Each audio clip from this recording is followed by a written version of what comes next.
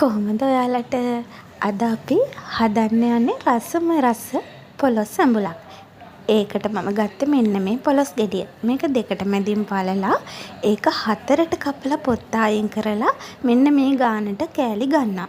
මේකත් තවත් දෙකට කපා ගන්න ඕනේ. ඒත් එක්කම මේ පොලොස් කෑලි වල වටේටම ඉරි ඇඳ ගන්න ඕනේ 3-5 හොඳට උනා ගන්න විදිහට.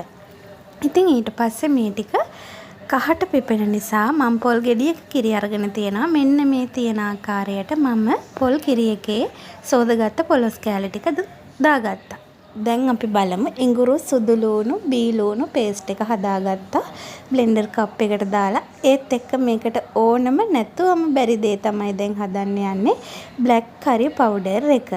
ඉතින් මේක හරිම සුවඳයි. ඒ වගේම මේක රසවත් වෙන්න විශේෂයෙන්ම ඕන වෙන දේ තමයි මේක. මම මේකට කොත්තමල්ලි තේ හැඳි දෙකක් එකතු කරගෙන තියෙනවා. මේක හොඳින් බැද ගන්නවා අඩු ගින්දරේ සාමාන්‍ය ගානට එනකන්. කළු වෙන්න දෙන්න එපා. ඒකට කුරුඳුපතු කෑලි 2-3ක් දාලා ඒකත් බැදගෙන වෙනම සූදුරු තේ හැඳක් සහ උළුහාල් තේ හැඳක් කරපිංච රම්පේ මේකට දාලා මෙන්න මේ විදිහට බැද ගන්නවා. ඉතින් මේ ටික ඔක්කොම මම බ්ලෙන්ඩර් කප් එකට දාලා හොඳට පවුඩර් එකක් එන විදිහට මේක අඹර ගන්නවා. ඉතින් ඒක හරිම සුවඳයි. ඉතින් ඒක පැත්තකින් තියලා තෙල් මේක හැඳි 2ක් විතර දාලා භාජනයකට ඒක රත් වෙගෙන ඉද්දි ඉඟුරු සුදු ලූණු පේස්ට් එක දාලා මේ ටික ගෝල්ඩන් බ්‍රවුන් කලර් එකක් එනකම් ටෙම්පරාදු කරගන්න ඕනේ තෙලේ හොඳට. ඉතින් ඊට පස්සේ මේකට මම එකතු කරා මිරිස් කුඩු තේ හැඳි 3ක්. ඒත් එක්කම ලුණු කුඩු තේ හැඳි 2ක් අපිට පස්සේ ලුණු රස මදි නම් එකතු කරගන්න පුළුවන්. මේ ටිකත් හොඳින් තෙලේ ටෙම්පරාදු වීගෙන එනකොට මම මේකට එකතු කරගන්නවා දැන් අපි අර හදාගත්තු බ්ලැක් කරි පවුඩර් එක. ඒක තමයි මේකට ගොඩක්ම ඕන වෙන දේ. ඒ වගේම රස පාට හැමදේම මෙන්න මේ පවුඩර් එකෙන් තමයි එන්නේ පොලොස් එකට. ඒකත් එක්කම ගම්මිරිස් තේ හැන්දක් එකතු කරගන්නවා. මම කුරුඳු දෙකක් මම එකතු කරගත්තා මේ වෙලාවේ. මේ ටික හොඳින් මෙන්න මේ ගානට එනකන් හොඳින් තෙලේ ටෙම්පරාදු කරගන්නවා. දැන් අපි පොල් කිරියකට දාලා තිබ්බ පොලොස් කෑලි ටිකෙන් ටික මෙන්න මේ ටෙම්පරාදුවට එකතු කරගෙන තෙලේ ටිකක් වෙලා හොඳට එහෙට මෙහෙට පෙරලා පොලොස් කෑලි වල මේ 3-5 තැවරෙන විදිහට එකතු කරගන්න. ඒත් එක්කම දිය කිරි ස්වල්පයක් එකතු කරලා මම දැන් එකතු කරගත්තා සියඹලාට 4-5ක්. මේ වෙලාවේ ගොරකත් එකතු කරන්න ඕනේ. ඒක නම් වීඩියෝ වෙලා නැහැ. මොකද මේ දෙකම එකතු කරගත්තාම ගොඩාක් රසවත් වෙනවා පොලොස් කරි එක.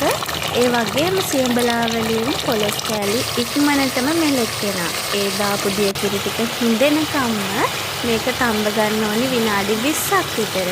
ඊට පස්සේ අපි පොල් මිටි කිරි කෝප්පයක් වගේ එකතු කරගන්නවා. මේ ටිකත් හොඳින් ආයෙත් අපි උයා ගන්න ඕනේ. මොකද පොලොස් ටිකත් තැම්බෙන්න වෙලා යනවනේ. ඉතින් එක ගහට අනුව පොලොස් තැම්බෙන ආකාරය වෙනස් වෙනවා. ඒක ඉතින් හදලම තමයි බලන්න ඕනේ. මම ගත්තේ හොඳින් තැම්බෙන පොලොස් සැඹුලට වඩාත්ම සුදුසු ගහකින් තෝරගත්තු ගෙඩියක්. මේක මේ විදිහට හැදුවාම පාට වගේම රස සුවඳ වගේම පොලොස් කෑල්ල දෙකට කඩලා බැලුවාම රතු පාටයි. ආස හිතන පාටට තියෙනවා. ඒත් එක්ක මෙන්න මේ ගානට අපි මුලින් එකතු කරගත්ත පොල් කිරි කෝප්පෙත් හිඳ ගත්තට පස්සේ නැවතත් මම පොල් කිරි කෝප්පයක් එකතු කරගන්නවා. ඒ ටික පොලොස් ටික වැහෙන ගානට තියලා මේක මද ගින්දරේ තවත් විනාඩි 20ක් 25ක් වගේ උයා ගන්න ඕනි.